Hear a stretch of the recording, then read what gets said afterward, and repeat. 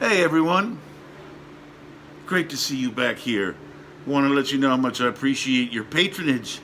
We're going on over a year now, and one day I want to go back over this library and look, see, see how it looks, how it holds up, and we'll be shifting some gears soon. I think I'll start to introduce some other percussion.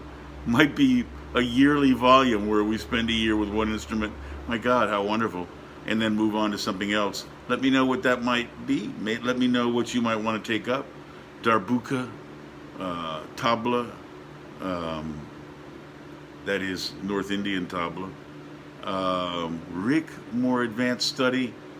Let me know, please, what some of your suggestions might be. And I will do my best to bring that knowledge to you. Today's going to be a useful lesson, I hope. The rhythm that I'm going to teach you is not very complex, but beloved. It's especially in Egypt. It's called Zarr, Z-A-R, sometimes spelled Z-A-R-R, and it's used at weddings and festive occasions and engagements and wherever people come together to be happy and to dance and to celebrate. So Zarr is the rhythm I'm going to show you, and it's not very difficult. And once we kind of learned the basic version of it, I want to talk about using that as a springboard for improvisatory ideas, how to use that to show some of your more advanced playing ability. And I specifically want to let you know that when you do that, you don't always have to quote the entire rhythm. You can infer parts of it. You can use inversions of it. There are ways to do that. So we'll try to look at that as well. But the first thing is I want to teach you the basic Zarr rhythm. I'm trying to think if I can remember it.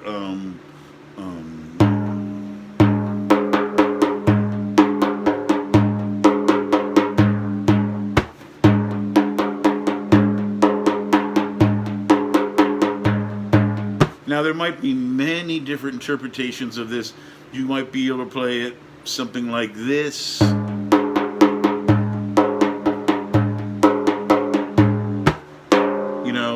That's very simple. The ending might be the thing that sort of is open for interpretation. But this kicks off and lets folks know that this is Zarr.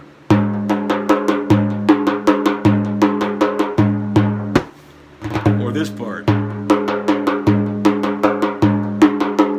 Those runs, and it can be played, at quite a speed,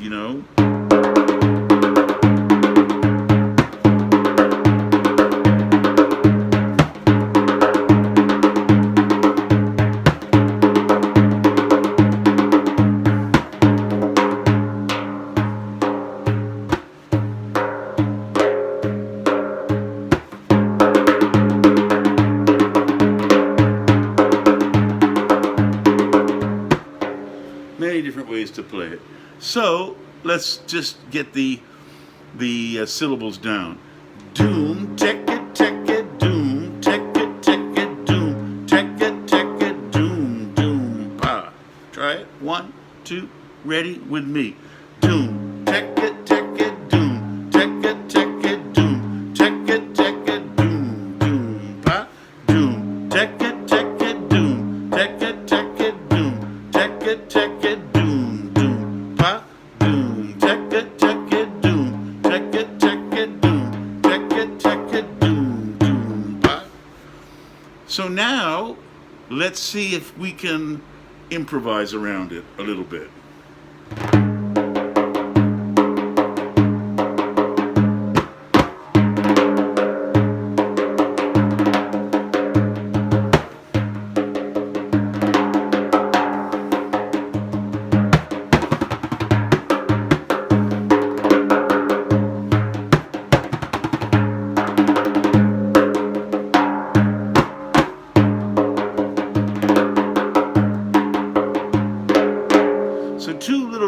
of improvisation I used there were the use of dynamics. I tried to weave in some volume and then pull it back. Weave in and pull it back. With the same idea, I tried to throw in some fast fingerings and then be simple again. Fast fingerings and then simple again. That's one way to improvise around a motif.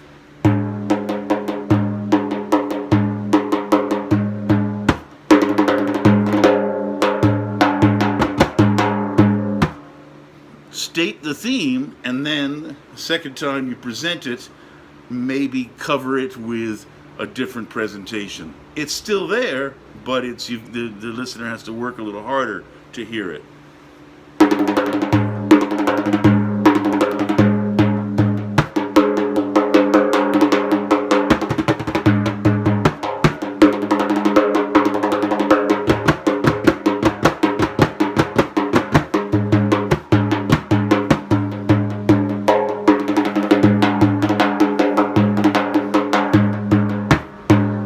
While I'm playing that, I'm hearing in my head, doom, tekka tekka doom, tekka tekka doom, tekka tekka doom, doom tek. Or doom doom pa. I'm feeling that. I'm also feeling the whole lilt of it. The other thing you could do,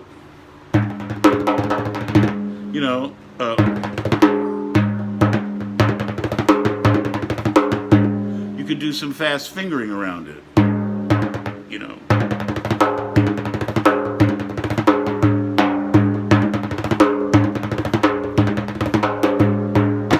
Of course, that would be useful in this position if you can see it. Let's see. Have to pull back for that. So these are some improvisatory tools you can use around a very simple rhythm. So this week's lesson is for you to become very comfortable with the rhythm itself. Doom, tekka, tekka, doom, tekka, tekka, doom, tekka, tekka, doom, doom, pa. Then you might try saying it and playing it, but when you play it, maybe add a few tricks. Doom, tekka, tekka, doom, tekka, tekka, doom, tekka, tekka, doom, doom, pa. Doom, tekka, tekka, doom, tekka, tekka, doom, tekka, tekka. You see? In other words, you're saying the basic form, but your fingers are improvising around it.